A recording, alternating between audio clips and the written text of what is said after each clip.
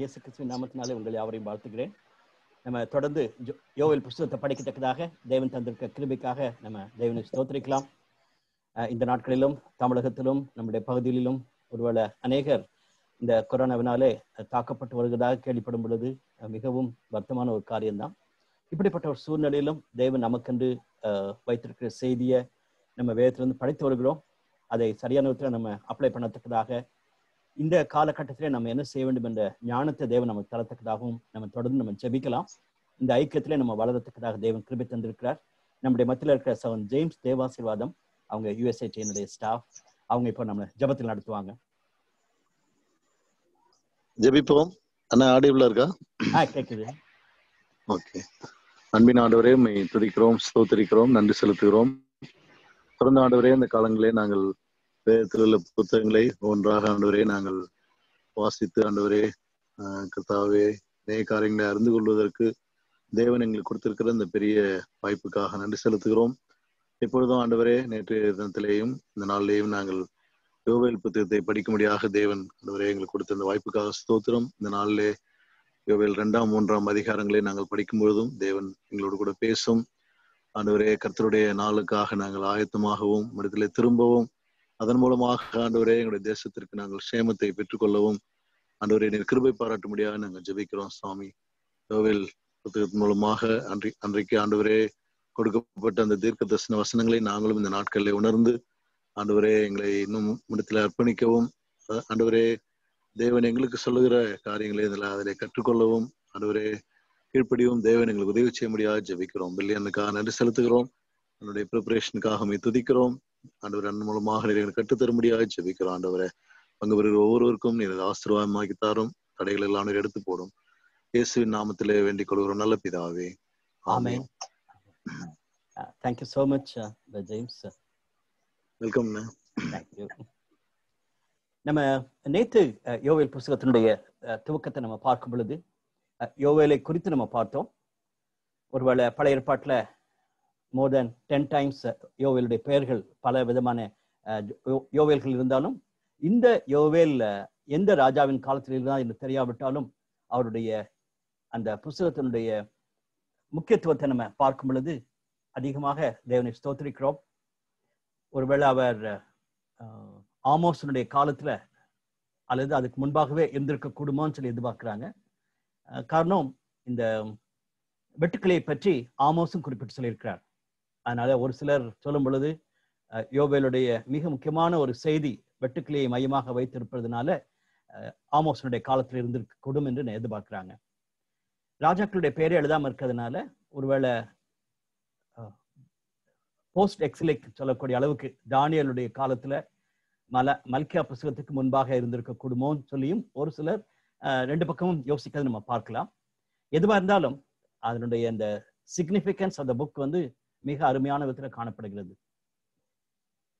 நாம் பார்க்குற வரைக்கும் அநேகர் யோவேல் புஸ்தகத்திலிருந்து பழைய ஏற்பாட்டின் காலத்திலே எடுத்து வைத்திருக்க கூடும் என்றும் புதிய ஏற்பாட்டில் மிக தெளிவாக திருச்சபைக்கு அது மிகுந்த ஒரு செய்தியாக அமைந்திருப்பதாக நம்ம பார்க்கலாம்.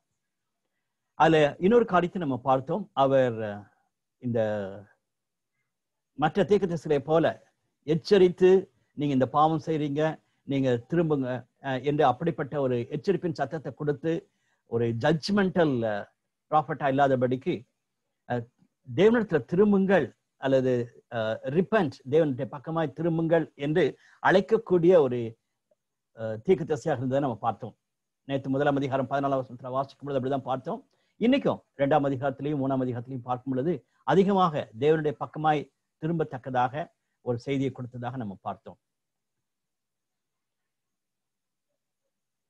அப்போஸ்தலர் 2 அதிகாரத்துல மிக முக்கியமான விதத்திலே யோவேலுடைய தீர்க்கதரிசன வார்த்தைகள் கொடுக்கப்படுகிறது. பேதுரு மிகவும் மகிழ்ச்சியோடு அது இந்த காலம் என்று சொல்லக்கூடிய அளவுக்கு பரிசுத்த ஆவியானவர் கொடுக்கப்பட்ட நாட்களை நினைத்து பார்த்து தேவனை நாம ஸ்தோத்திரிக்கலாம்.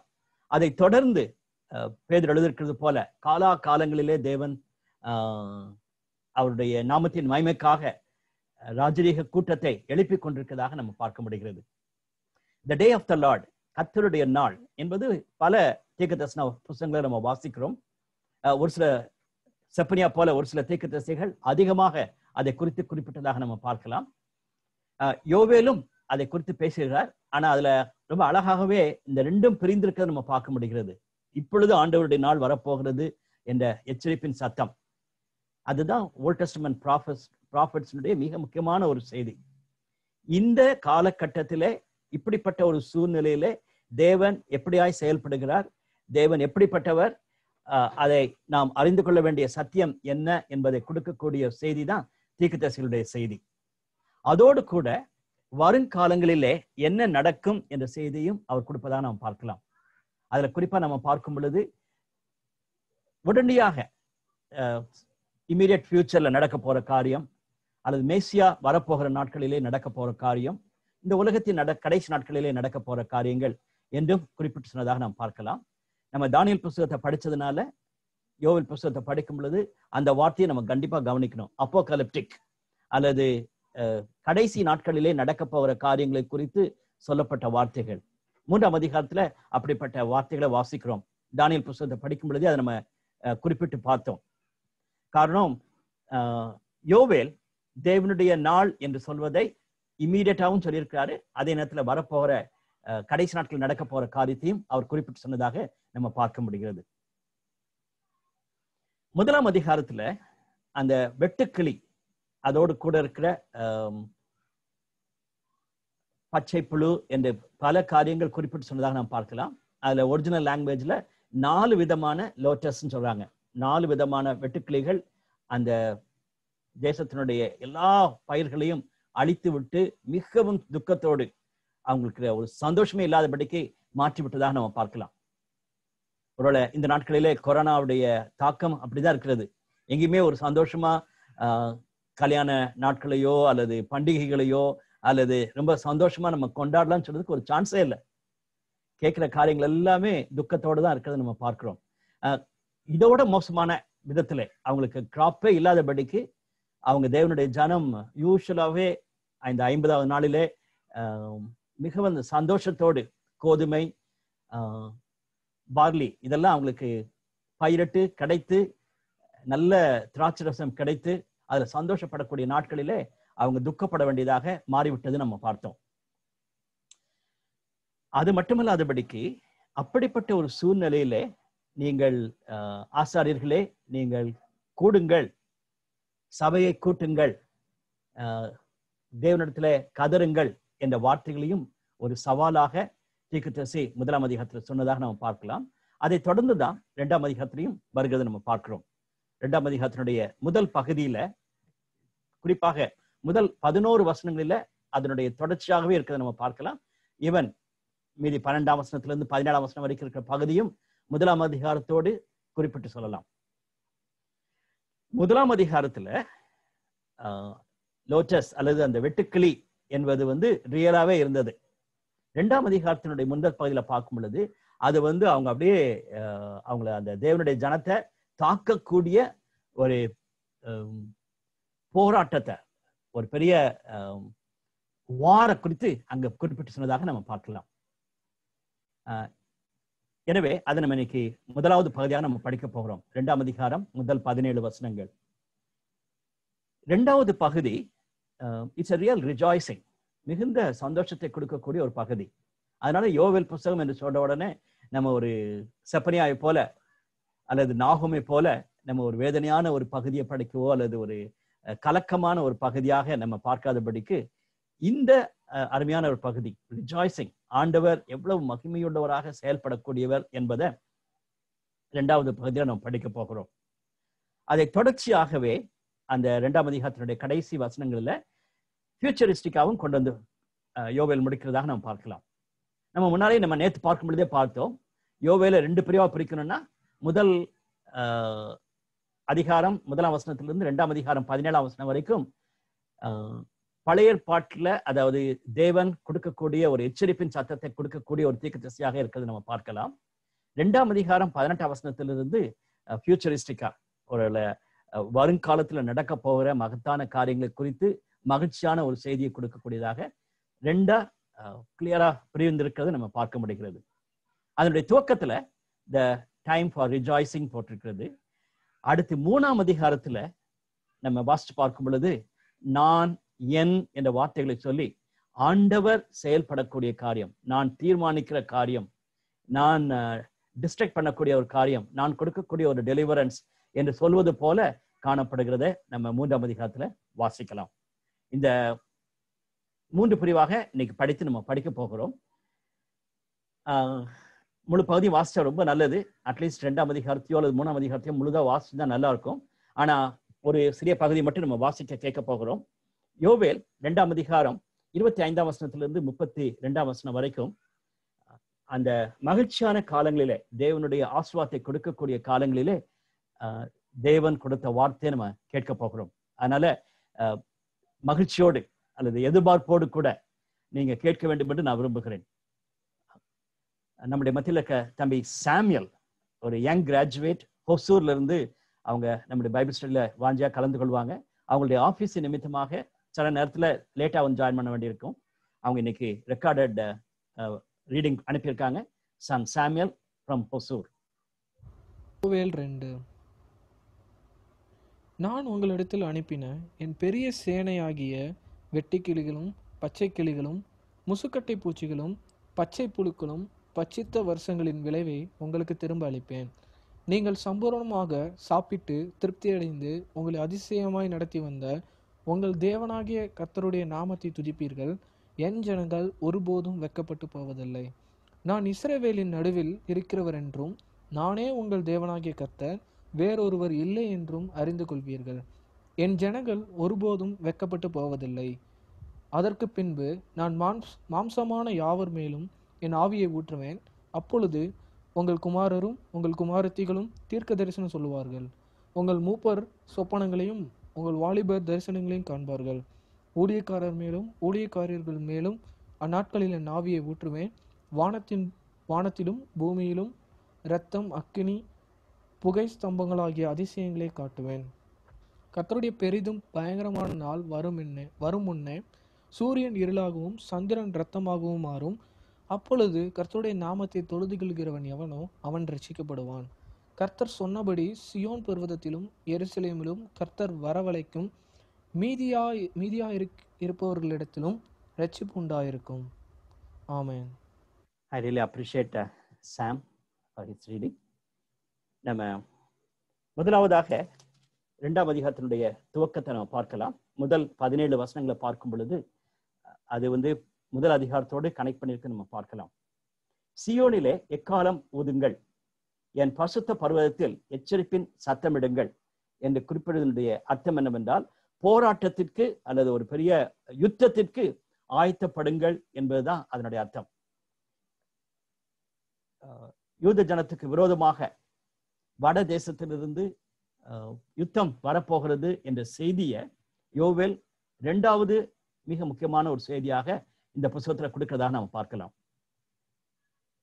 அதான் டாக்டர் காட்வின் சொல்லும்போது சொல்லுவாங்க, அவங்க ஓல்ட் டெஸ்டமெண்ட்ல ரொம்ப கிரியேட்டிவா ரொம்ப ஞாபகம் வைத்துக்கொள்ளக்கூடியதாக சொல்லும் பொழுது அவர் சொல்லும் பொழுது 3L என்று சொல்லுவார். முதலாவது எல் லோட்டஸ், இந்த வெட்டுக்கிளிகள் இஸ்ரவேல் ஜனத்தை தாக்குனதை முதலாவதாக நம்ம நினைத்துக் கொள்ளும் சொல்லுவார். 2வது காரியம், இந்த இஸ்ரவேல் ஜனத்துக்கு விரோதமாக வந்த ஆர்மி, அதுதான் 2வது எல்னு சொல்லுவார், அவங்கள தாக்குன யுத்தம். 3வது எல் லார்ட்ஸ் டே, 3வது ஞாபகம் வைத்துக் கொள்ள வேண்டிய எல் 3ஆம் அதிகாரத்தில் நம்ம கிளியரா வாசிக்கிறோம்.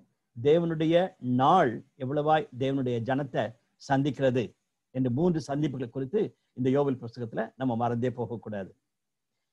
2வது அதிகாரத்தை ஒருவேளை ஒரு மெட்டஃபர் போல ஏதோ நடக்க போற ஒரு காரியத்தை சொல்வது போக இல்லாதபடிக்கு உண்மையிலேயே ஒரு யுத்தத்திற்கு தேவனுடைய ஜனத்தை ஆயத்தப்படுத்தினது போல இருக்கிறது நம்ம பார்க்கலாம். தேசத்தின் குடிகள் எல்லாரும் தத்தளிக்க கடவர்கள், ஏனெனில் கர்த்தருடைய நாள் வருகிறது, அது சமீபமா இருக்கிறது. அது இருளும் அந்தகாரமான நாள், அது மப்பும் அந்தகாரமான நாள் என்று குறிப்பிட்டு ஒரு காலத்திலும் உண்டானதும் இல்லை, இனி தலைமுறையாக வரும் வருஷங்களிலும் உண்டானதும் இல்லைன்னு சொல்லிட்டு அப்படிப்பட்ட ஒரு பயங்கரமான கடினமான நாட்களை நீங்க கடந்து போகிறீங்க என்று சொல்லப்படுகிறார். 1ஆம் அதிகாரத்திலேயே கிட்டத்தட்ட அதே தான் நம்ம வாசிச்சோம். இந்த வெட்டுக்கிளிகள் 4ஆம் வசனத்துல, 1ஆம் அதிகாரம் 4ஆம் வசனத்துல வெட்டி கிளைகள் எப்படி தாக்கும் என்று சொல்வதற்கு முன்பாக 3ஆம் வசனத்துல அதுதான் நம்ம பார்க்கிறோம். உங்களுடைய சந்ததியாருக்கு நீங்கள் சொல்லுங்க, இப்படிப்பட்ட ஒரு காரியமே நடக்கலன்னு சொல்லிட்டு. தட் மீன்ஸ் அவ்வளவு ஒரு அகோரமான பயங்கரமான காலகட்டத்தை நீங்க கடந்து போகிறீங்க என்ற செய்தியை அவர் குறிப்பிட்டு சொல்வதாக நம்ம பார்க்கலாம். 3ஆம் வசனத்துக்கு பின்பாக நம்ம பார்க்கும் பொழுது அவைகளுக்கு முன்னாக சொல்லிட்டு 3ஆம் வசனத்திலையும் பார்க்கலாம், 6ஆம் வசனத்திலையும் பார்க்கலாம். அவைகளுக்கு முன்பாக ஜனங்கள் நடங்குவார்கள். அவைகளுக்கு முன்பாக சொல்லும் பொழுது அந்த ஆர்மிக்கு முன்பாக அல்லது தேவனுடைய ஜனத்தை விரோதித்து எதிர்த்து வரப்போகக்கூடிய அந்த யுத்த மக்களை குறித்து குறிப்பிட்டு சொல்லுகிறார். அதான் நம்ம அறிந்திருக்கிறோம்.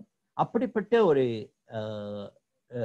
யுத்த செய்தியை நம்ம கேட்கும் பொழுது 2ஆம் அதிகாரம் 3ஆம் வசனத்திலிருந்து 9ஆம் வசனம் வரைக்கும் இருக்கிற எல்லா வார்த்தைகளுமே எப்படிப்பட்ட ஒரு தாக்குதலை அவர் கொடுக்கும் என்று நம்ம பார்க்கிறோம். அதுல ஒரு தீய பற்றி போடப்பட்டிருக்கிறது, அது போல அவங்களுடைய அந்த அக்னி சுவாலை, மற்றபடி அந்த ரதங்களின் இறைச்சல், யுத்தத்தில் ஆயத்தப்பட்ட ஜனத்தின் இறைச்சல் எல்லாத்தையும் போடப்பட்டிருக்கிறத பார்க்கும் பொழுது அது ஒரு அகோரமான ஒரு யுத்தம் என்று நம்ம பார்க்கலாம். அது எது ஞாபகப்படுத்துகிறதுனா, யாத்திராகமம் 32ஆம் அதிகாரத்தை நம்ம ஞாபகம் வைத்திருப்போம்னு நினைக்கிறேன். மோசேயுடைய பாடல் அது தேவன் எவ்வளவாய் தன்னுடைய ஜனத்தை நேசித்து செயல்படுத்தினார் என்ற ஒரு சத்தியத்தையும் 32ஆம் அதிகாரத்துல, யாத்திராகமம் 32ஆம் அதிகாரத்துல தன்னுடைய பாடல்ல குறிப்பிட்டு சொல்லுகிறார். அதோடு கூட வருங்காலத்திலும் எப்படியாக இருக்கப்பட்டிருக்கிறது. அதுல நம்ம வாசிக்கும்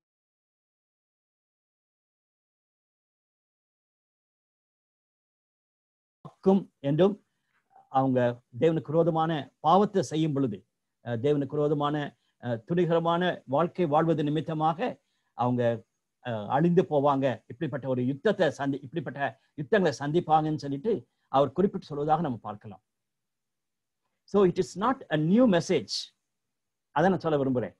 நம்ம முன்னாலே படிச்சிருக்கிறோம். யாத்திராகமம் புஸ்தகத்தையும் ராஜாக்கள் புஸ்தகத்தையும் கண்டிப்பாகவே தீர்க்க தரிசன புஸ்தகங்கள் எல்லா புஸ்தகத்திலையும் நம்ம சந்திச்சாகணும். யாத்திராகமத்துக்கும் எண்ணாகமம், லேவியராகமம், அதுல மற்றும் எண்ணாகமம், 3 காரியங்கள். அதாவது யாத்திராகமத்துல தேவனுடைய ஜனத்தை தெரிந்தெடுத்துக்கிறார். அதை தொடர்ந்து யாத்திராகமம், லேவியராகமம், எண்ணாகமம் 3 புஸ்தகங்களிலும் தேவனுடைய ஜனத்திற்கு ஆண்டவர் கொடுக்கக்கூடிய செய்தியும், இன்னும் வருங்காலத்திலே நீங்க இப்படி இருந்தீங்கன்னா கஷ்டப்படுவீங்கன்னு எச்சரிப்பின் சத்தத்தையும் நம்ம வாசிக்கிறோம். அதை உபாகமத்துல ரொம்ப கண்டென்ஸ்டா கிளியரா மென்ஷன் பண்ணிக்க நம்ம பார்க்கலாம். அதிலும் குறிப்பாக 28ஆம் அதிகாரத்துக்கு பின்பாக நம்ம பார்க்கும் பொழுது தேவனுக்கு விரோதமா நம்ம வாழும் பொழுது இதெல்லாம் நீங்க சந்திப்பீங்கன்னு கொடுக்கிற சத்தியத்துல தான் இப்ப நடக்கிறது நம்ம பார்க்கிறோம். அதே போல சாமுவேல் தீர்க்கதரிசி சாலமோன் தேவனுடைய ஆலயத்துக்காக ஜெபிக்கும் பொழுதும் அப்படிப்பட்ட வார்த்தைகளை சொல்லி ராஜாக்களின் புஸ்தகத்துல வாசிக்கிறோம். இந்த ஆலயத்தை நீர் ஆசீர்வதியும் என்ற ஒரு பெரிய ஜெபத்தை சாலமோன் எடுத்து ஜெபிக்கிறார். அதை தொடர்ந்து நீ பின்னால பார்க்கும்போது சொல்லுகிறார், ஆண்டவரே உம்முடைய ஜனம் உமக்கு விரோதமாக பாவம் செய்து மற்றவங்களாலே எடுத்து செல்லப்பட்டாங்கன்னா நீர் கிருபையாக இறங்கி அவங்களுடைய ஜெபத்தை நீர் கேட்கணும் ஆண்டவரே என்று அவர் ஜெபிக்கிறதை நம்ம பார்க்கலாம். அப்படிப்பட்ட செய்திகளின் பின்னணியத்துல இப்பொழுது யோவேல் குறிப்பிட்டு பேசுவதாக நம்ம பார்க்கலாம். அவைகளுக்கு முன்பாக சொல்லி 10ஆம் வசனத்திலையும் அதே வாசிக்கிறோம். அவைகளுக்கு முன்பாக பூமி அதிரும், வானங்கள் அசையும், சூரியனும் சந்திரனும் இருண்டு போகும், நட்சத்திரங்கள் ஒளி மழுங்கும். கர்த்தர் தமது சேனைக்கு முன் சத்தமிடுவார், அவருடைய பாளையம் பெரிது, அவருடைய வார்த்தையின்படி செய்கிறதற்கு வல்லமை உள்ளது. கர்த்தருடைய நாள் பெரிதும் மகா பயங்கரமா இருக்கும், அதை சகிக்கிறவன் யார்?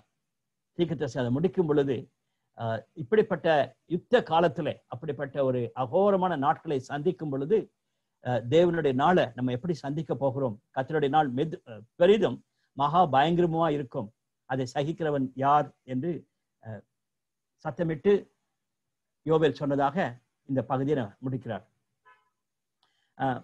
கிறிஸ்தவுக்கு பிரியமானவர்களே, ஆக்சுவலா நம்மளுடைய வாழ்க்கையில் நம்ம பார்க்கும் பொழுது ஒருவேளை யுத்தங்களை குறித்தும் மற்றபடி தேசங்களுக்கு விரோதமா தேசங்களும் தேசத்துக்குள்ளாகவே இருக்கக்கூடிய பிரச்சனைகள், இன்னைக்கு நம்முடைய தேசத்துல காணப்படக்கூடிய பலவிதமான போராட்டங்கள், மிகவும் அசுத்தமான காரியங்கள் நிமித்தமாக நடக்கக்கூடிய எதிர்ப்பின் சக்திகள் எல்லாம் நம்ம கேட்கும் பொழுது தேவன் எவ்வளவாய் தமது சேனைக்கு முன்பாக சத்தமிடுவார் என்பதை நம்ம இன்னைக்கு வாசிக்கிறோம். The Lord roars. அதை நம்ம முதல்ல படிச்சிருக்கோம். ஆமோஸ்ல பார்க்கும் பொழுது the Lord roars, அவர் சத்தமிடுகிறார் என்று. ஒருவேளை இந்த சிங்கம் சத்தம் போடும் பொழுது காட்டுல இருக்க அனிமல்ஸ் எல்லாமே பயந்துரும். இன்னைக்கு தேவன் அப்படிப்பட்ட ஒரு சத்தத்தை எழுப்பும் பொழுது நமக்குள்ள ஒரு பெரிய கலக்கம், ஒரு பயம் வரும் என்பதை நம்ம அறிந்திருக்கிறோம். அப்படிப்பட்ட ஒரு செயல்பாட்டை தேவன் நடத்துகிறார் என்ற செய்தியை முதலாவது பகுதியில நம்ம பார்க்கிறோம். இரண்டாவது பகுதி இந்த டே ஆஃப்டர் லா பற்றி நம்ம படிக்கும் பொழுது 12ஆம் வசனத்திலிருந்து 17ஆம் வசனம் வரைக்கும் கிட்டத்தட்ட முதலாம் அதிகாரம் 14ஆம் வசனத்துக்கு பின்பாக நம்ம வாசிச்சு 13ஆம் வசனத்துக்கு பின்னால் நம்ம வாசித்தது போலதான். அதே மாதிரிதான் இருக்கிறத நீங்க பார்க்கலாம். ஆதலால் நீங்கள் இப்பொழுதே உபவாசத்தோடும் அழுகையோடும் புலம்பலோடும் உங்கள் முழு இதயத்தோடும் என்னிடத்தில் திரும்புங்கள் என்று கர்த்தர் சொல்லுகிறார். உங்களை தேவன் தண்டிக்கிறார் என்று சொல்லி நீங்க அழிந்து போவீங்கன்னு ஒரு செய்தியை கொடுக்கல. ஒருவேளை யோனாவை நீங்க யோவேலோட கனெக்ட் பண்ணி பார்த்தீங்கன்னா யோனா போய் சொன்ன செய்தி நீங்க அழிந்துருவீங்க, 40 நாள் அழிந்து போயிருவீங்கன்னு சொல்றாரு.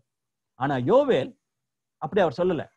நீங்க ஒரு பெரிய யுத்தம் வரப்போகிறது, எப்படி அந்த வெட்டுக்கிளிகளை உங்களை அழிச்சிச்சோ அதே மாதிரி இந்த யுத்தத்தில் நீங்க அழிஞ்சு போவீங்க சொல்லிட்டு அவர் திட்டினதாக நம்ம பார்க்கல.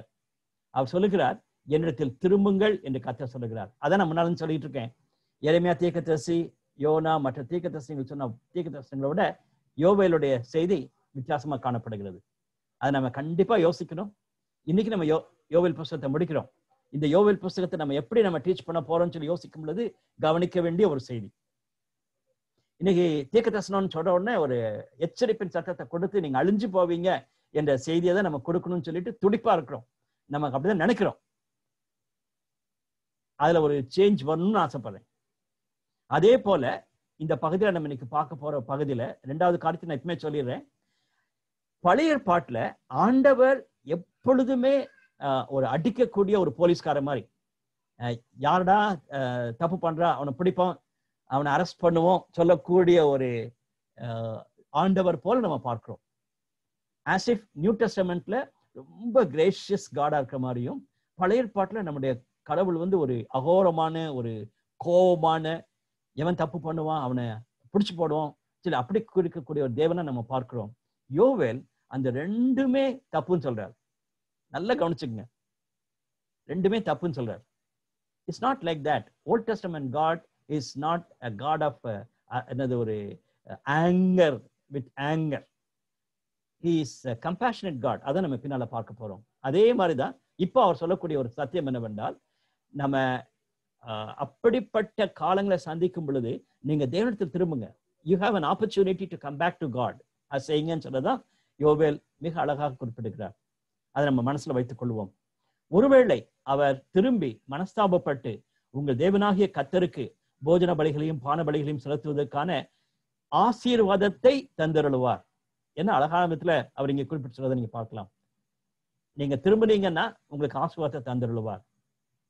1ஆம் அதிகாரம் 14ஆம் வசனத்துல வாசிக்கிறது போல இங்க 2ஆம் அதிகாரம் 15ஆம் வசனத்துல, சியோனிலே எக்காலம் ஊதுங்கள், பரிசுத்த உபவாச நாளை நியமியுங்கள், விசேஷித்த ஆசிரிப்பை கூறுங்கள், ஜனத்தை கூட்டுங்கள், சபையை பரிசுத்தப்படுத்துங்கள், முதியோரை சேருங்கள், பிள்ளைகளும் பாலுண்ணுகிற குழந்தைகளும் கூட்டுங்கள், மணவாளன் தன் அறையையும் மணவாட்டி தன் மறைவையும் விட்டு புறப்படுவார்களாக சொல்லி 17ஆம் வசனத்திலையும், கர்த்தருடைய பணிவிடைக்காரராகிய ஆசாரியர்கள் மண்டபத்திற்கு.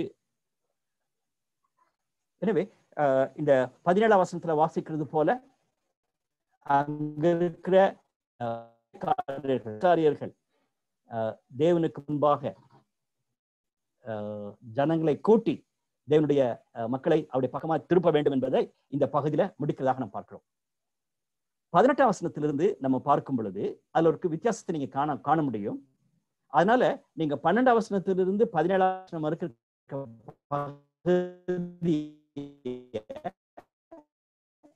18ஆம் வசனத்தோட சேர்க்க வேண்டியதுல நான் நினைக்கிறேன். மோர் ஆஃப் பழைய பகுதி தான். அதாவது நம்மளை தாக்க போகிறது செய்தி இருந்தாலும் கூட தேவனுடைய பக்கமா திரும்புங்க, தேவனை நோக்கி பாருங்க. நம்ம எல்லாரும் சேர்ந்து கம்யூனிட்டியாக தேவனிடத்துல திரும்புவோம். ஆசாரியர்கள் அழட்டும், நம்முடைய மத்தியிலே கதறட்டும் என்று சொல்லக்கூடிய ஒரு சத்தியத்தை முதலாவது பகுதியில நம்ம பார்க்கிறோம். இந்த காலகட்டத்துல அது மிக மிக ஒரு அவசியமான ஒரு செய்தியாக நான் பார்க்கிறேன். அதை பார்க்கும் பொழுது 13ஆம் வசனத்துல உங்கள் தேவனாகிய கர்த்தரிடத்தில் திரும்புங்கள், அவர் இரக்கமும் மன உருக்கமும் நீடிய சாந்தமும் மிகுந்த கிருபையும் உள்ளவர், அவர் தீங்குக்கு மனஸ்தாபப்படுவதுமாய் இருக்கிறார். என்ன ஒரு பவர்ஃபுல்லான வேர்ஸை இங்க கொடுத்திருக்காரு. நம்ம டக்குன்னு யோசிக்கும் பொழுது நம்முடைய ஆண்டவர் இவ்வளவு தூரத்துக்கு பாவம் செய்ததுனால நம்மளை தண்டிக்க போகிறார் என்ற எண்ணம் தான் நமக்கு வரும். ஆனா 2ஆம் அதிகாரம் 13ஆம் வசனத்தை நம்ம மறந்தே போகக்கூடாது. நம்முடைய வஸ்திரங்களை அல்ல, நம்முடைய இருதயங்களை கிழித்து அவருடைய பக்கமா நம்ம திரும்பும் பொழுது ஆண்டவர் இரக்கமும் மன உருக்கமும் நீடிய சாந்தமும் மிகுந்த கிருபை உள்ளவராக இருக்கிறதாக நம்ம பார்க்க முடிகிறது. அதான் இன்னைக்கு இந்த பகுதியில இருந்து 2 சத்தியத்தை நம்ம மறந்தே போகக்கூடாது.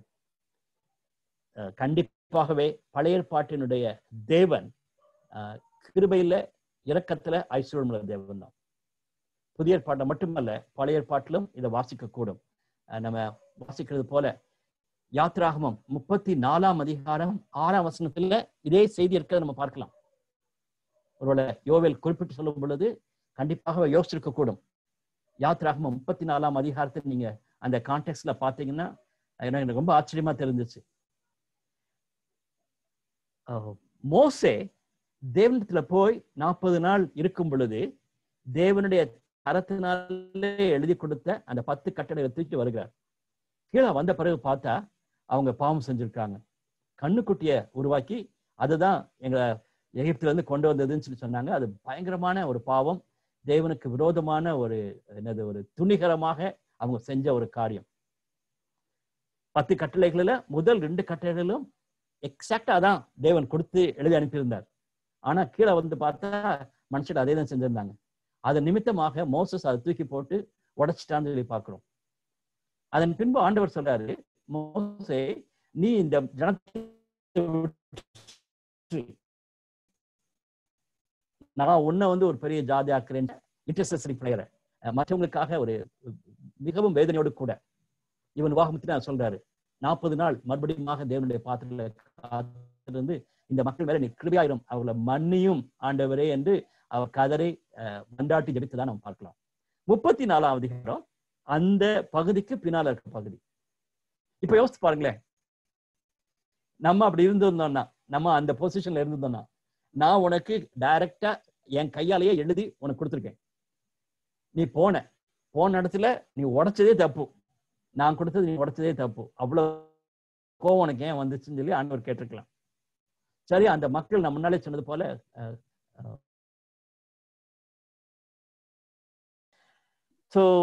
அப்படிப்பட்ட ஒரு காலகட்டத்துலதான் தேவன் இந்த வார்த்தைகளை சொல்லுகிறார்.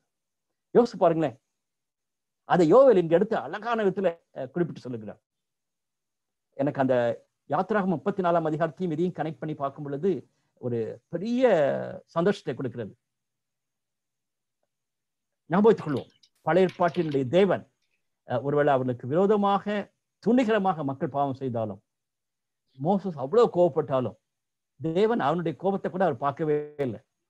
அந்த கண்மலையை போய் அடிச்ச பொழுதுதான் தேவன் கோபப்பட்டார். இங்க நீ ஏன் கோபப்பட்டு நான் கொடுத்த கற்பலைகளை உடைச்சு போட்டேன்னு சொல்லி அவர் கேட்கவே இல்லை. அங்கு தேவன் மனதுருக்கத்தின் தேவன் என்பதை மோசஸ் கண்டு கொண்டதாக நம்ம பார்க்கலாம்.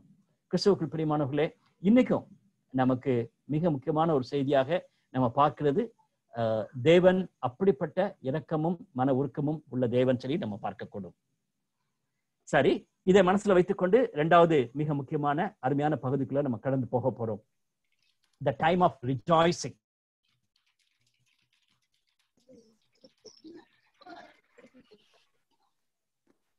பதினெட்டாம் வசனத்தை பாருங்க. அப்பொழுது கர்த்தர், எப்பொழுது அந்த ஆசாரியர்கள் மிகவும் அழுது தேவனிடத்துல கேட்கும் பொழுது, ஜனங்கள் எல்லாம் கூடி உபவாசிக்கும் பொழுது, ஜனங்கள் எல்லாம் தேவனுடைய பாதத்திலே காத்திருக்கும் பொழுது, அப்பொழுது கர்த்தர் தமது தேசத்திற்காக வைராக்கியம் கொண்டு தமது ஜனத்தை கடாட்சிப்பார்.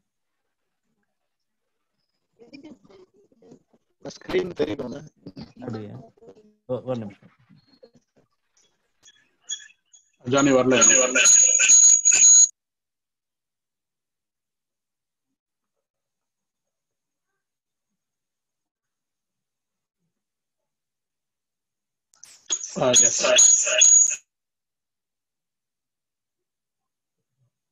வடிவேல் தெரியுதா? வடிவேல் தெரியுது அங்கிள். தெரியுதுப்பா, தெரியுது.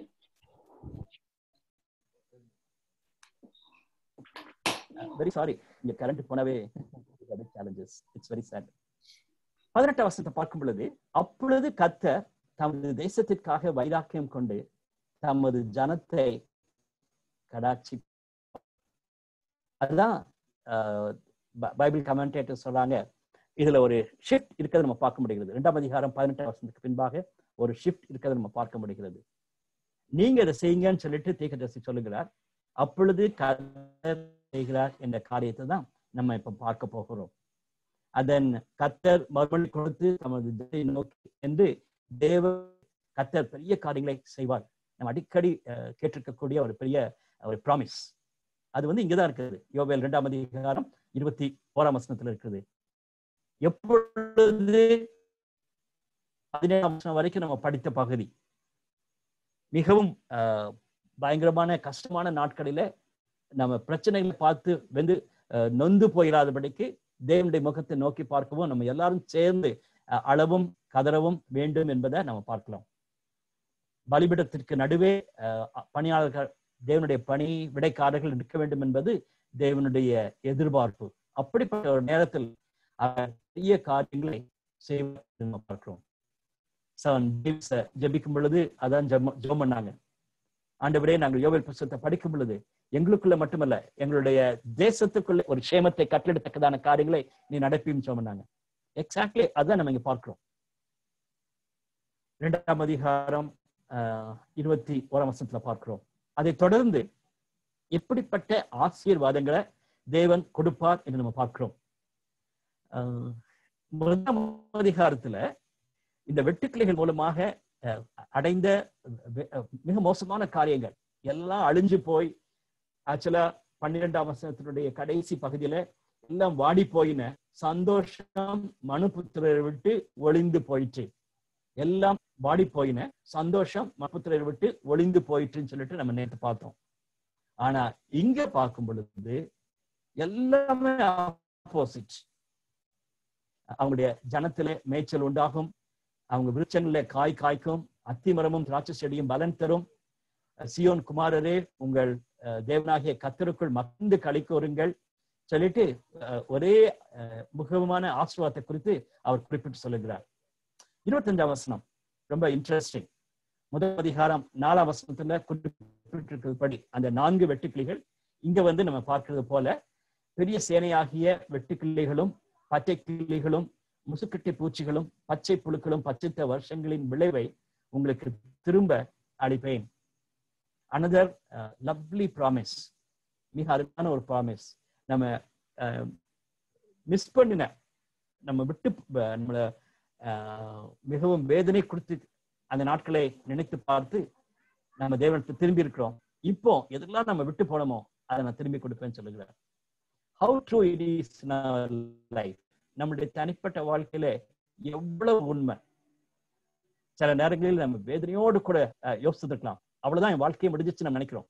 அல்லது வறண்டு போய் மற்றும் அழிந்து போய் சந்தோஷமே இல்லாம ஒளிந்து போன நாட்கள் மாறி தேவனுடைய முகத்தை பார்க்கும் பொழுது தேவனுடைய வாழ்க்கையில தேவன் நம்முடைய வாழ்க்கையில கொடுத்திருக்கிற ஆசீர்வாதத்தை பார்க்க முடிகிறது. பச்சித்த வருஷங்களின் விளைவை உங்களுக்கு திரும்ப அளிப்பேன் என்றார். அருமையாக கொடுத்திருக்கிறார். இன்னும் ஒருவேளை இந்த கொரோனா நாட்களிலும் மற்ற மோசமான நாட்களை கடந்து போகும் பொழுதும் தொடர்ந்து நம்ம தேவனுடைய முகத்தையே நோக்கி பார்ப்போம். உலகத்தின் காரியங்களையோ அல்லது மற்றவர்களையோ நம்ம நாடி போகாதபடிக்கு தேவனை நம்ம சார்ந்திருப்பதற்கு இந்த வாக்குத்தத்தங்கள் மிக அருமையா இருக்கிறத நம்ம பார்க்கலாம். நான் நேற்று சொன்னது போல 26ஆம் வசனம் இன்னொரு அருமையான ஒரு ப்ராமிஸ். அதை வாசிக்கிறதுக்கு முன்பாக என்னுடைய சொந்த அனுபவத்தை நான் சொல்ல விரும்புகிறேன். 2007 ஜூலை மாசத்துல எங்களுக்கு மிகவும் மோசமான காலகட்டம். எங்களுடைய ஊழியத்துல மிக ஒரு கடினமான நாட்கள் நாங்க கடந்து போனோம். ஜூலை மாசம் என்ன எப்படி போக போறோம், என்ன செய்ய போறோம், என்ன எங்க ஆண்டவர் வழிநடத்த போகிறார் என்ற ஒரு விதமான க்ளூவும் இல்லாதபடிக்கு மிகவும் வேதனையோடு இருந்த காலம். ஆகஸ்ட் 1ஆம் தேதி மதுரையில அந்த காடவாசன் சொல்லுவாங்க, அங்க இருக்கிற ஒரு சர்ச்சுக்கு மார்னிங் சர்வீஸ்க்காக போனேன். கம்யூனிட்டி சர்வீஸ்க்காக நான் போயிருந்தேன். அங்க போயிருக்கும் பொழுது பாஸ்டர் அன்னைக்கு யோவேல் 2ஆம் அதிகாரத்தை இந்த பகுதி தான் எடுத்து ப்ரீச் பண்ணார். அண்ட் 26ஆம் 27ஆம் வசனங்கிறது தான் அவருடைய டெக்ஸ்ட். வாசிப்பேன் பாருங்க. நீங்கள் சம்பூர்ணமாக சாப்பிட்டு திருப்தி அடைந்து உங்களை அதிசயமாய் நடத்தி வந்த உங்கள் தேவனாகிய கர்த்தருடைய நாமத்தை துதிப்பீர்கள். என் ஜனங்கள் ஒருபோதும் வெட்கப்படுவதில்லை. ஐ டெல் யூ ஃப்ரெண்ட்ஸ், இப்பவும் எனக்கு நல்ல ஞாபகம் இருக்குது. நான் அந்த நாளிலே ஆண்டவருடைய பிரசனத்தை உட்கார்ந்து இருக்கும் பொழுது கிடைத்த ஒரு பெரிய சந்தோஷத்தை. I was so much blessed by this promise. இப்ப நான் திரும்பி பார்க்கிறேன். 13 ஆண்டு காலம் முடிந்து விட்டது. 13 ஆண்டு காலம். But how true in God's ways. ஆண்டவருடைய வழிகள் எவ்வளவு அருமையானது. ஆண்டவருடைய இந்த வாக்குத்தத்தம் எவ்வளவு அருமையானது என்பதை நாங்களும் நன்றி கூறுகிறோம். இந்த 2ஆம் அதிகாரம் 26, 27 வசனங்கள் மிக மிக அருமையான வசனங்களாக நம்ம பார்க்கலாம். நீங்கள் சம்பூர்ணமாய் சாப்பிட்டு திருப்தி அடைந்து உங்களை அதிசயமாய் நடத்தி வந்த உங்கள் தேவனாகிய கர்த்தருடைய நாமத்தை துதிப்பீர்கள். என் ஜனங்கள் ஒருபோதும் வெட்கப்படுவதில்லை. நான் இஸ்ரவேல் நடுவிலே இருக்கிறேன் என்றும் நானே உங்கள் தேவனாகிய கர்த்தர், வேறு ஒருவர் இல்லை என்றும் அறிந்து கொள்வீர்கள். என் ஜனங்கள் ஒருபோதும் வெட்கப்பட்டு போவதில்லை என்ற ஒரு அருமையான வாக்குத்தத்தங்களை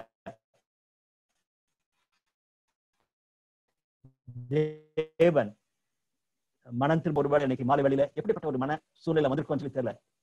எப்படிப்பட்ட ஒரு சூழ்நிலை வந்திருந்தாலும் சரி, அது இனிமேல் மோசமான நாட்களை கடந்து போனாலும் சரி, let's hold on to this passage. ஆண்டவர் எவ்வளவு அருமையாய் நம்மளை அதிசயமாய் நடத்தி வந்த தேவனுடைய நாமத்தை தொடர்ந்து துதிப்பதற்கு கற்றுக்கொள்வோம். 28, 29 வசனங்கள் தனியாவே நிற்கிறதும் ஒரு மிக ஒரு ஃபியூச்சரிஸ்டிக்கா கொடுக்கக்கூடிய ஒரு வசனமா இருக்குன்னு நீங்க பார்க்கலாம். அது தோன்றது நீங்க பாத்தீங்கன்னா அதற்கு பின்புன்னு சொல்லிட்டு கொடுக்கப்பட்டிருக்கிறது. இந்த டைம் வேர்ட்ஸ் இம்பார்ட்டன்ட். சரி, இந்த டைம் வேர்ட்ஸை குறிக்கணும்னு சொல்லிட்டு நம்ம பார்ப்பது உண்டு. அதுல இது ஒரு மிக அருமையான ஒரு டைம் வேர்ட்ஸ்.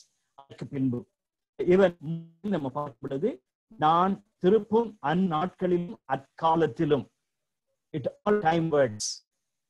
ஆக்சுவலா 28ஆம் பின்பாகவே தொடர்ந்து இருக்கக்கூடிய வார்த்தைகள் எல்லாமே ஃபியூச்சரிஸ்டிக்கா இருக்கிறது நம்ம பார்க்க முடியும். காரணம் இந்த டைம் வேர்ட்.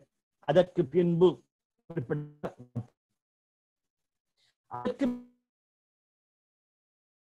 பின்பு நான் மாம்சமான கவனிச்சுக்கொள்ளுங்க யாவர் மேலும். இதுதான் பேதுரு அப்போஸ்தலர் 2ஆம் அதிகாரத்துல நடைபெற்ற சம்பவத்தின் பொழுது அவர் குறிப்பிட்டு சொல்லுகிறார். ஏதோ ஒரு சிலருக்கு, ஊழியக்காரர்களுக்கு மட்டும் அல்லது பரிசுத்தவான்களுக்கு மட்டும் என்று தேவன் பிரித்தெடுத்து பரிசுத்த ஆவியானவர் கொடுப்பதாக நம்ம யோசிக்கக்கூடியவே அது தப்பான ஒரு காரியம். நான் மாம்சமான யாவர் மேலும் என் ஆவியை ஊற்றுவேன் என்று சொல்லுகிறார். இன்னைக்கு என் மேலேயும் உங்க மேலேயும் தேவனுடைய ஆவியானவர் ஊற்றப்பட்டிருக்கிறார். எபேசியர் புத்தகத்தை நம்ம படிக்கும்போது அப்படிதான் நம்ம பார்த்தோம். 1ஆம் அதிகாரம் 13ஆம் வசனத்துல நீங்க எப்போ ரட்சிக்கப்பட்டீர்களோ அப்பொழுது ஆவியானவர் உங்களுக்கு கொடுக்கப்பட்டிருக்கிறார் என்று நம்ம பார்க்கிறோம். அதை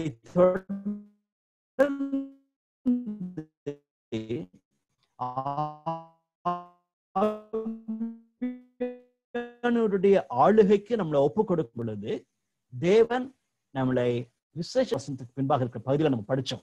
அது மட்டுமல்ல, ரோமர் 8ஆம் அதிகாரத்துல படிக்கும்போது நம்ம பார்த்தோம் பரிசுத்தாவினுடைய நிறைவு, பரிசுத்தாவினுடைய ஆளுகை மிக அவசியம் என்பதாக நம்ம பார்த்தோம். அதை தொடர்ந்து தீர்க்கதரிசனம் சொல்லுவார்கள், தரிசனங்களை காண்பார்கள் வாலிபர்கள் என்று அவர் குறிப்பிட்டு சொல்வதாக நம்ம பார்க்கலாம். ஊழியக்காரர் மேலும் ஊழியக்காரர்கள் மேலும் என்று சொல்லும் பொழுது எல்லார் மேலையும் தேவனுடைய ஆவியானவர் கொடுக்கப்படுகிறார் என்பதை நம்ம மறந்தே போகக்கூடாது. அதை தொடர்ந்து பல ஊழியக்காரங்கள்னா ஒரு பெரிய ஊழியக்காரங்க, அதாவது இப்படி இந்த பசுத்தாவினை வைத்து செய்யக்கூடிய காரியங்கள் மட்டும்தான் ஊழியக்காரர்கள் நினைத்துக் கொண்டிருக்கிற காலகட்டத்தில் நம்ம இருக்கிறோம். மிகவும் ஜாக்கிரதையாக இருக்கணும். அதாவது அவுட்வேர்ட் சயின்ஸை செய்யக்கூடியவங்க மட்டும்தான் பசுத்தாவினுடைய வரத்தை பெற்றிருக்கிறாங்க சொல்லி கொடுக்கக்கூடிய காலம். அதுல we have to be very careful. அந்த யாவர் மேலும் ஆவியை ஊற்றுவேன் என்பதை நம்ம நினைக்க மாட்டோம். ஏதோ ஒரு சிலருக்கு ஸ்பெஷல் அனாயிண்டிங் ஆண்டவர் கொடுப்பதாகவும் அவங்க மட்டும் வெளிப்பிரகாரமான காரியங்களை, மகத்தான காரியங்களை செய்து தேவனுடைய பணியை செய்ய முடியும் நம்ம நினைச்சிட்டு இருக்கோம். அப்படி இல்லை. நம்ம ஒவ்வொருவருக்கும் பரிசுத்த ஆவியானவர் கொடுக்கப்பட்டிருக்கிறார். நம்ம ஒவ்வொருவரும் தேவன் கொடுத்திருக்கிற வரங்களை கிஃப்ட்ஸை we have to use it for his glory. ஒருவேளை அது ஸ்பெக்டாகுலரா வெளியே செய்யக்கூடிய ஒரு காரியமா இல்லாம இருக்கலாம். புதிய பாட்டில் வாசிக்கிறது போல அப்படிப்பட்ட ப்ராமிசஸ் தேவன் கொடுத்திருக்கும் பொழுது நம்ம கண்டிப்பாகவே அதை பெற்று அனுபவிக்க வேண்டும் என்பதுதான் இங்க நம்ம வாசிக்கக்கூடிய ஒரு காரியம். அது யாருக்கு கொடுக்கிறார்? தேவனுடைய ஜனம் தன்னுடைய பாவத்தை அறிக்கை செய்து தேவனுடைய பக்கமாய் திரும்பும் பொழுது தேவன் உண்மை உள்ளவராக இருக்கிறார். அதுல சந்தேகமே கிடையாது. ஈவன் 1 யோவான் 1ஆம் அதிகாரத்துல அப்படிதான் நம்ம படிச்சோம். நம்ம பாவிகள் இந்த ஒத்துக்கொள்ளணும். விசுவாசியா இருக்கிறவங்களுக்கு தான் யோவான் எழுதுகிறார். ஆனா நம்ம குறைவுள்ளவர்கள் என்று நம்ம அறிக்கை செய்து நம்முடைய பாவத்தை தேவனுக்கு அறிக்கை செய்யும் பொழுது அவர் உண்மை உள்ளவராய் இருக்கிறார் என்று நம்ம வாசிக்கிறோம். எனவே அப்படிப்பட்ட உண்மையுள்ள தேவனை நம்ம அறிந்திருக்கிறதுனால பரிசுத்தாவியானுடைய வரமும் பரிசுத்தாவியானுடைய ஆளுகையும் கொடுக்கப்படும்.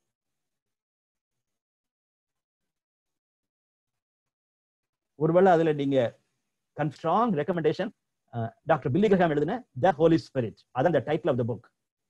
டாக்டர் பில்லி கிரஹாம் எழுதின புத்தகம் 3 மிக முக்கியமான காரியங்களை திட்டமும் தெளிவுமாக எழுதியிருக்கிறார். It's a very good book. Operation Mobilisation 50 ரூபாய்க்கு அந்த புக்கை வச்சுக்கிட்டு இருந்தாங்க. அப்ப நான் நிறைய பேருக்கு வாங்கி கொடுத்துருக்கேன். டாக்டர் பில்லி கிரஹாம், அந்த புக்குடைய பெயர் த ஹோலி ஸ்பிரிட். அவர் அழகா சொல்லும்போது ஒரு வார்த்தை சொல்லுகிறார், எப்ப நம்ம ரட்சிக்கப்படும் பொழுது விசுவாசத்தினாலே நம்ம தேவனுடைய குமாரனாகிய இயேசு கிறிஸ்து நமக்காக செய்து முடித்ததை ஏற்றுக்கொள்கிறோமோ அதே போல விசுவாசத்தினாலே பரிசுத்தாவினுடைய நிறைவையும் பெற்று அனுபவிக்க வேண்டும். இது ரொம்ப வித்தியாசம். அதுல ஃபெய்த் இல்லைன்ற மாதிரி நம்ம நினைக்கவே கூடாது.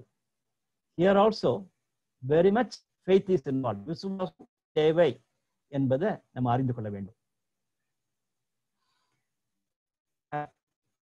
இந்த பகுதியை நம்ம பார்க்கும் பொழுது அறிந்து கொள்ள வேண்டிய ஒரு சத்தியம் என்னவென்றால், இதுக்கு முன்பாக இருக்க பகுதியில அவங்களுடைய லேண்டு, அவங்களுடைய சாப்பாடு, உலக பிரகாரமான பிசிக்கல் சைடுல இருக்க காரியங்கள்ல இருந்த எல்லா டேமேஜையும் ஆண்டவர் நிறைவேற்றி முடித்ததாக நம்ம பார்க்கலாம். இந்த 28, 29 வசனங்கள் நம்ம பார்க்கும் பொழுது இட் இஸ் அ நியூ எரா, ஒரு புதிதான ஒரு துவக்கம் தேவனுடைய செயல்பாடு இருக்கிறது நம்ம 28ஆம் வசனத்திலையும் 29ஆம் வசனத்திலையும் வாசிக்கலாம். அதற்கு பின்பு என்று சொல்லுகிறார். நான் சொல்றது உங்களுக்கு புரியுது நினைக்கிறேன். இதுவரைக்கும் நம்ம பார்த்தது ஓல்ட் டேமேஜ ஆண்டவர் ரெஸ்டோர் பண்ணிட்டாரு. அதனால நம்ம இப்போ எவ்வளவு அதிசயமா நம்மளை வழிநடத்தி வந்தார் என்ற சத்தியத்தை நம்ம அறிந்து உணர்ந்து தேவனை ஸ்தோத்திரிக்கிறோம்.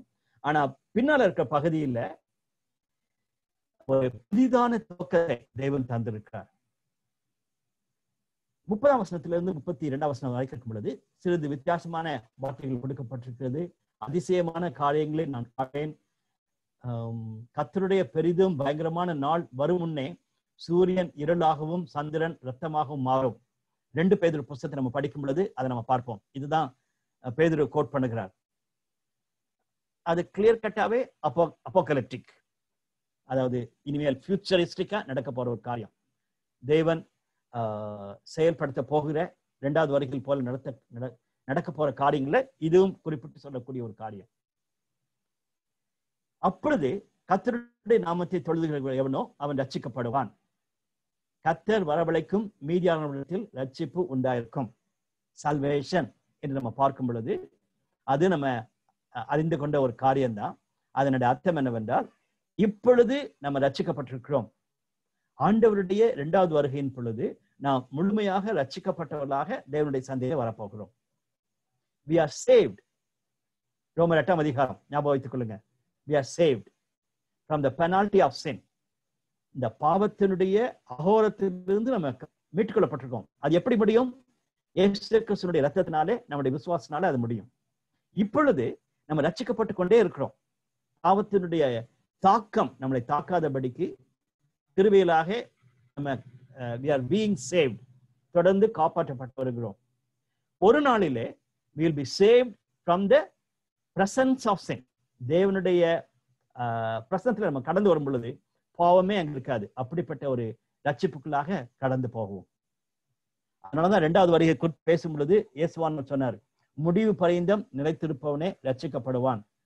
முடிவு பரியந்தம் நிலைத்திருப்பவனே ரட்சிக்கப்படுவான். நமக்கெல்லாம் தெரிஞ்ச வசனம் தான். அதன் அர்த்தம் என்னவென்றால், ஆசிப் நம்ம ரட்சிக்கப்படலாம் நினைக்க கூடாது. ஆண்டவர் சொல்வது, அந்த முடிவின் காலத்துல தேவனுடைய வருகையின் பொழுது நம்ம ரட்சிக்கப்பட போகிறோம். அது இப்ப நீங்க பாருங்க, இவன் ரோமர் 10ஆம் அதிகாரத்திலையும் அது குறிப்பிட்டு சொன்னதாக நாம் பார்க்கலாம். பவுல் மிக அருமையான விதத்துல இந்த சுவிசேஷம் எல்லாருக்கும் போக வேண்டும் என்ற சத்தியத்தை ரோமர் 10ஆம் அதிகாரத்துல குறிப்பிட்டு பேசும்போது சொல்லுகிறார், யூதன் என்றும் கிரேக்கன் என்றும் இல்லை, எல்லாருக்கும் இந்த வார்த்தையை சொல்லி கர்த்தருடைய நாமத்தை தொழுதுகிற எவனும் ரட்சிக்கப்படுவான் என்று குறிப்பிடப்பட்டிருக்கிறது. அதனால இன்னைக்கு தேவனுடைய வார்த்தையை கேட்டு அதை அறிக்கை செய்து அதை ஏற்றுக்கொள்ளும் பொழுது நம்ம ரட்சிக்கப்படுகிறோம். அதை தொடர்ந்து தேவனுடைய கிருபையில நம்ம காத்திருப்போம். தேவனுடைய கிருபை மட்டும்தான் நம்மளை பாதுகாத்து வழி நடத்தும். தொடர்ந்து நம்ம விசுவாசத்துல நிலைத்திருக்கணும். By faith we have to continue. அதுதான் இந்த பகுதியில நம்ம கற்றுக்கொள்ளக்கூடிய மிக முக்கியமான சத்தியமாக நான் சொல்ல விரும்புகிறேன்.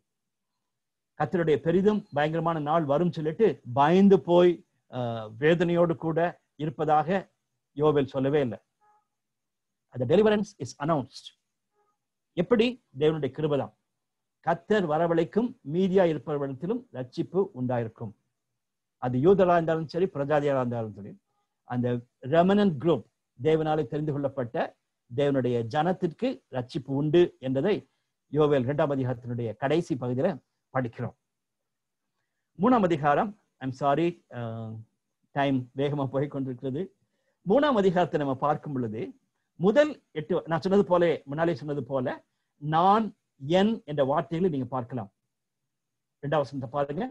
நான் சகல ஜாதியாரையும் கூட்டி யோசபாத்தின் பள்ளத்தாக்கிலே அவர்களை இறங்கி போக பண்ணி, அவர்களின் ஜனத்தையும் இஸ்ரவேலனும் என் சுதந்திரத்தையும் பிரஜாதிகளுக்குள்ளே சிதறடித்து என் தேசத்தை பங்கிட்டது நிமித்தம் அவர்கள் என் ஜனத்தின் மேல் என்று என் என்று குறிப்பிட்டு சொல்வதை நாம் பார்க்கலாம்.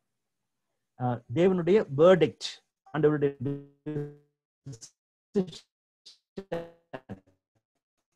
என்ன என்பதை குறிப்பிட்டு சொல்ல, இந்த யோசபாத் என்ற பெயர் இங்கும் கொடுக்கப்பட்டிருக்கிறது. பின்னால 12ஆம் வசனத்தில் இருக்குதா? ரைட், 12ஆம் வசனத்துல வாசிக்கிறோம், ஜாதிகள் எழும்பி யோசபாத்தின் பள்ளத்தாக்குக்கு வருவார்களாக என்று குறிப்பிடப்பட்டிருக்கிறது. அதனுடைய அர்த்தம் என்னவென்றால், இட் இஸ் நாட் தட் யோசபாத் எந்த ஒரு ராஜாவுடைய காலத்தை குறித்து போடப்படல. நான் நினைக்கும் பொழுது அப்படி நினைச்சிருந்தேன் முன்னால, யோசபாத்தினுடைய காலத்துல பற்றி போட்டிருக்கேன்னு சொல்லிட்டு. 12ஆம் வசனம் கிளியரா போடுகிறது, யோசபாத்தின் பள்ளத்தாக்குக்கு வருவார்கள். அது வந்து the Lord judges. அந்த யோசபாத் என்ற பெயருடைய அர்த்தம் என்னவென்றால் the Lord judges. சோ அப்படிப்பட்ட தேவன் தீர்மானிக்கக்கூடிய ஒரு இடமாக அது குறிப்பிட்டு சொல்லுகிறார். அதுதான் முதல் பகுதியில வாசிக்கிறோம். 9ஆம் வசனத்துக்கு பின்பாக நம்ம பார்க்கும் பொழுது தேவன் அந்த வேர்டிக்டை கொடுக்கும் பொழுது முழுதுமாக அவர்களை அழிப்பார் என்ற சத்தியத்தை குறிப்பிட்டு சொல்கிறார். இதை புறஜாதிகளுக்குள்ளே கூறுங்கள், அவங்க வந்து செய்த பயங்கரமான காரியங்கள், என்னுடைய ஜனத்துக்கு விரோதமாக அவங்க செய்த பயங்கரமான காரியங்கள் முன்னால இருக்கிற பகுதி நீங்க படிச்சுக்க முடிப்பேன் என்று அவர் குறிப்பிட்டு சொல்லுகிறார். அவங்க வரும் அந்த நியாய தீர்ப்புக்கு வரும் பொழுது நான் அவர்களை முழுதுமாக அடிப்பேன் என்று குறிப்பிட்டு சொல்வதாக நாம் பார்க்கலாம். 14ஆம் வசனத்துல நியாய தீர்ப்பின் பள்ளத்தாக்கிலே ஜனங்கள் திரளாய் இருக்கிறார்கள். நியாய தீர்ப்பின் பள்ளத்தாக்கிலே கர்த்தரின் நாள் சமீபமாக இருக்கிறது. சூரியனும் சந்திரனும் இருண்டு போகும், நட்சத்திரங்கள் ஒளிமங்கி போகும். கர்த்தர் சீயோனிலிருந்து கர்ஜித்து கடைசியாக செய்ய போடக்கூடிய காரியத்தை திரும்பமாக நம்ம தனியா பார்க்கலாம். 16ஆம் வசனத்துக்கு பின்பாக 15ஆம் வசனம் வரைக்கும் இருக்கிற பகுதி என்னன்னா, God will distract them. கண்டிப்பாக punishment on people who are hating God's people. தேவனுடைய ஜனத்தை வெறுக்கக்கூடிய, தேவனுடைய ஜனத்துக்கு விரோதமா போரிடக்கூடிய மக்கள் மேல தேவன் செய்யக்கூடிய காரியங்களை அவர் குறிப்பிட்டு சொல்லிவிட்டு கடைசி பகுதியில அவருடைய ஒரு டெலிவரன்ஸை குறித்து நம்ம பார்க்கலாம்.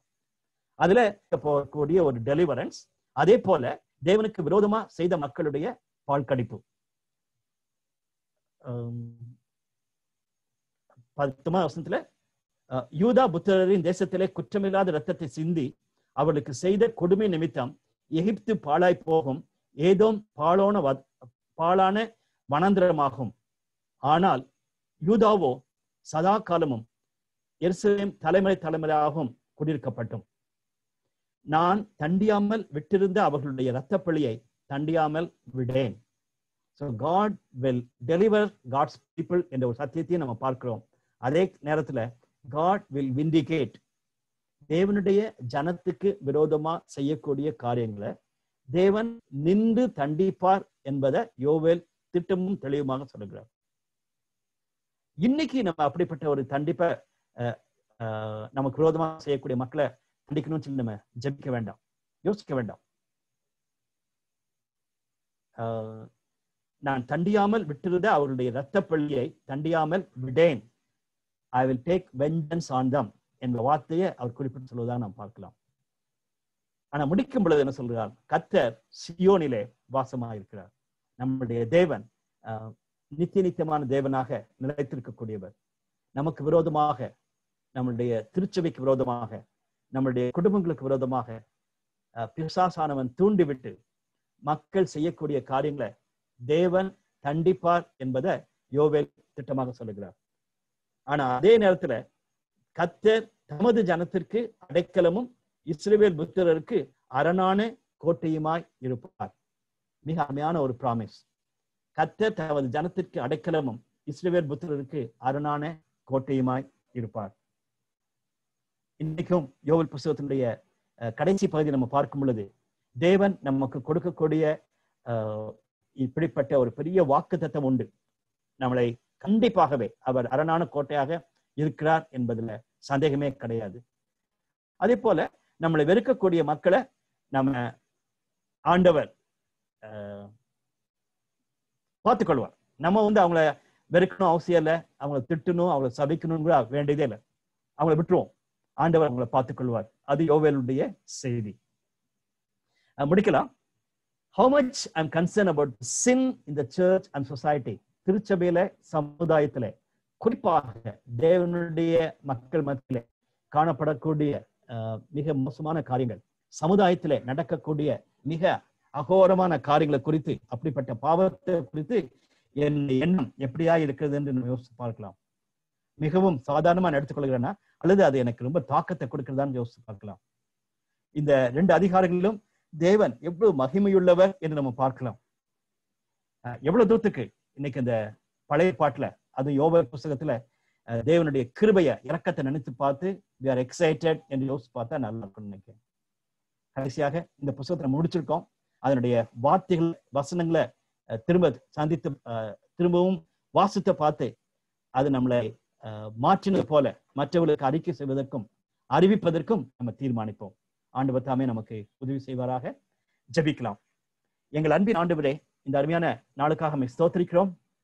2 நாட்களிலே இந்த யோவேல் புஸ்தகத்தை வேகமாக படிக்க எங்களுக்கு உதவி செய்து ஸ்தோத்திரம். யோவேலுக்காக அவருடைய அற்புதமான அந்த செய்திக்காக ஸ்தோத்திரிக்கிறோம். ஆண்டவரே, நாங்களும் ஒருவேளை எச்சரிக்கப்பட்டாலும் மிகுந்த மகிழ்ச்சியோடு தேவனுடைய இரக்கத்தை நினைத்து பார்க்க உதவி செய்திருக்க ஸ்தோத்திரம். இப்படிப்பட்ட செய்தியை ஆண்டவரே எங்களுடைய ஜனத்திற்கும் எங்கள் ஜனத்தை வெறுக்கக்கூடிய மக்களுக்கும் அறிவிக்கத்தக்கதான கிருபைகளை எனக்கும் எங்களுக்கு நீ தாரும். தொடர்ந்து எங்களோடு கூட பேசும் கர்த்தராகிய இயேசு கிறிஸ்துவை ஜெபிக்கிறோம் நல்ல பிதாவே, ஆமென்.